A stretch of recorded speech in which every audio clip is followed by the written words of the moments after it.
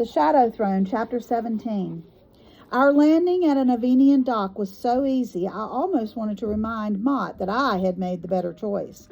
Of course, we had a dangerous road ahead, and so it was too early for any celebration. Mott, Tobias, and I were still dressed as Avenian soldiers, which would help us move through the countryside without trouble.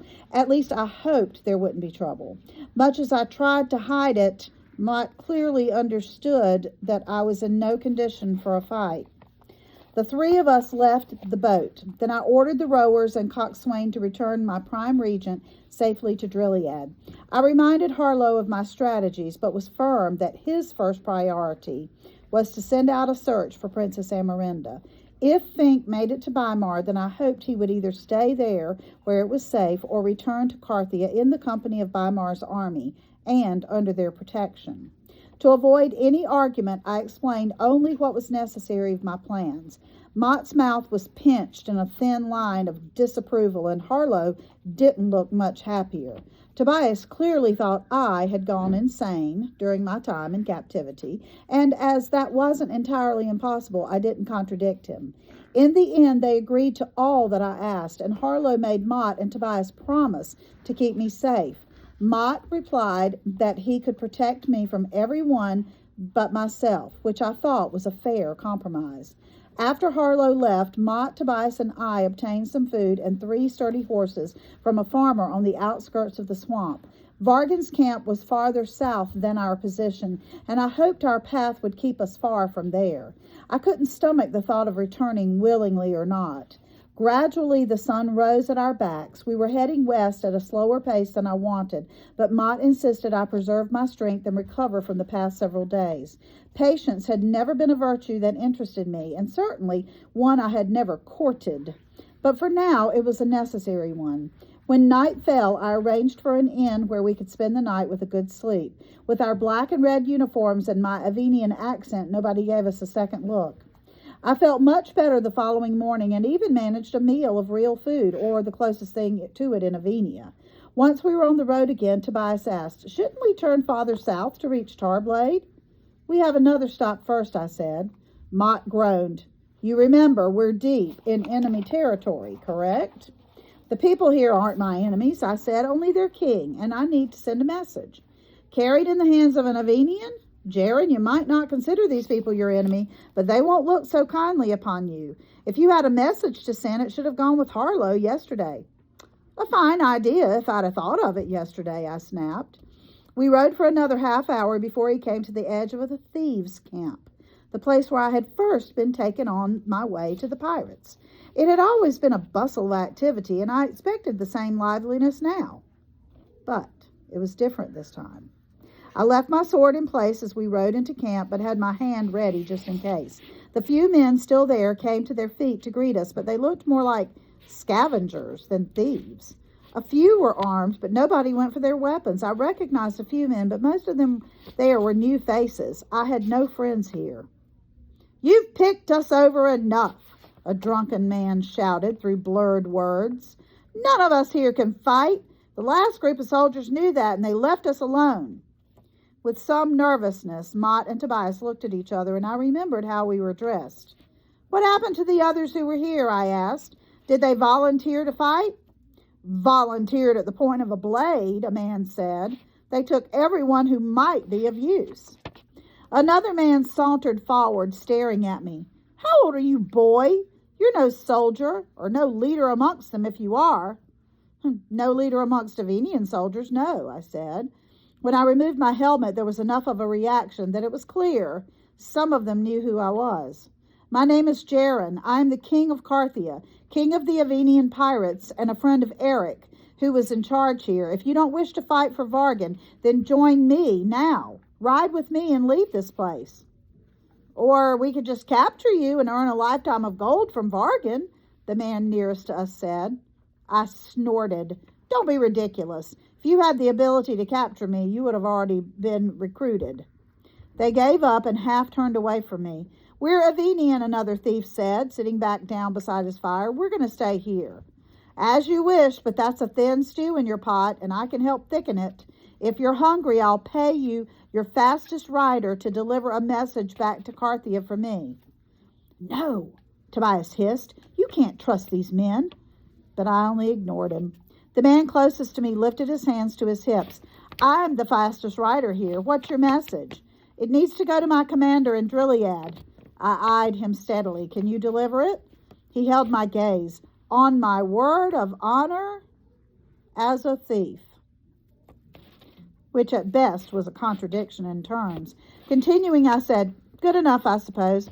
Tell him that during my time in captivity, I was forced to reveal our key strategies in this war, so everything must change.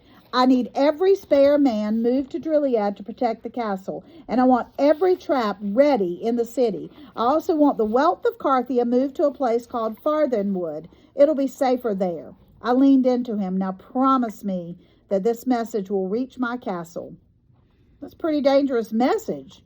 He nodded at a single garland clasped in my fist. "I hope you're planning on paying me more than that." I stuffed the coin back in my pocket. That one wasn't for him. No doubt Vargan would consider this message far more valuable than what I can afford to pay you here. But my companion will give you a few garlands now, and you may ask for many more once you've reached Drilliad. I gestured to Mott, who reached into his saddlebag and withdrew a handful of coins for the man. He pocketed the money and then told the other thieves to get his horse ready. There was nothing more to keep us here now. I wished the men well and told them he had to be on his way. After we rode off, Mott said, "While in captivity, you lied to Avinia about our plans." "Yes. And now you wish to change all our actual plans to fit those lies?" "Seemed like a good idea." He stared at me for a moment, then he shrugged. "I hope you know what you're doing." "Well, if I don't, then you'll always be there to point out my mistakes." I smiled from the corner of my mouth, and Mott chuckled lightly. The joke eased the tensions that had been between us since my rescue, and even Tobias relaxed somewhat. After another few hours, we stopped to give the horses a rest and for us to share some of the food we had brought with us from the inn. In the warmth of the day, we took shade beneath the canopy of tall yew trees that overlooked the coast of the Erenball Sea in the distance. It was uncommonly beautiful, and I longed to one day board a ship and set sail across it. Before taking bites for themselves, both Mott and Tobias leaned against the trunk and allowed me to eat as greedily as I needed to. It helped to return my strength, though it wasn't nearly enough for the conversation I had been avoiding since my escape. When it couldn't be delayed any longer, I asked Mott, "Did I do the right thing coming after you in that camp?" "No." He sighed heavily and looked sideways at me. "But it wasn't the wrong thing either. That night you rescued me. From the minute they brought Imogen there, I knew I would tell them everything they wanted. I would have failed you, Jaren. I'd have done no better. I didn't even last long when they put Tobias against me, and he isn't nearly as pretty." Tobias snorted a laugh, and he said he wouldn't even try to disagree with that. We rested a while, and then Mott said, "About Imogen." My eyes had been closed, thinking again of that last moment with her. "I thought I could save her, and you as well." "You did save me. She might have gotten away too, but she wouldn't leave you behind any more than you would have left her." "But she took the arrow intended for me. She gave her life for mine." "Yes, and you risked your life for us. Why didn't you send someone else in? We have other warriors capable of that rescue." "I knew Avinia was looking for information. If anyone was captured, they'd dredge my plans for them as they would have done with you. But if I became their captive, I knew I could give them the exact information I wanted, which is what I did." Tobias shook his head. "If you were going to lie, why not just tell them at first, before they had to beat it out of you?" "They wouldn't have believed it if I'd made it that simple," I said. My voice softened as I fell against their strikes and blows, as I felt again their strikes and blows. They had to beat it out of me so they would accept my lies. It was going to happen anyway. At least we got something from it. The price for misdirecting them had been very high, so much that it had nearly killed me, but we had an advantage now in the war. Avinia would waste a great deal of energy chasing the shadows I'd created that did not exist. Little more was spoken until we were back on the road again. Then my thoughts inevitably turned back to Imogen. I said, "That arrow hit below her shoulder, but it might have missed her heart. If she survived the fall, then they would have tried to heal her. They could use her against me again. Well, then why didn't that happen? Tobias spoke gently, knowing his words would add to the crushing ache within me. If she survived, of course, they would have used her and not me. So why didn't they? I already knew the answer, though I couldn't find it in me to speak the words. She had said it herself when we were together. Even if she had survived, she would try to die. She would choose that rather than allow herself to become a weapon against me. But this understanding only stirred my frustrations. Why did she stop that archer? All she had to do was run. Mott pressed his lips together, and then with the same calmness as Tobias had used, he said, "She stopped him because that's who she is. Don't be angry for what was the best about her." Maybe he was right, but I still wasn't sure that Imogen had been. I dropped my head and said, "Give me hope, Mott. Is there any chance of her being alive?" He rode for a minute, probably replaying the moments just as I was. His eyes were closed and his face was tense, and at last he said, "I saw her fall from the hill, and I ran toward her, but she was quickly surrounded. They removed the arrow and then called for the wagon to get her." "A medical wagon?" He shook his head slowly, as if that simple movement took effort. "For the burial of the dead. That's where they put her. I'm sorry, Jaron." We were silent. Until that moment, I had almost convinced myself that he would have seen something that could have given me hope. One small possibility for her survival, but that wagon would have been called for only one purpose. Finally, I said, "Her mother lives in Tithio, I think. Once we're back in Carthia, I'll arrange for a message to be sent to her," Mott offered.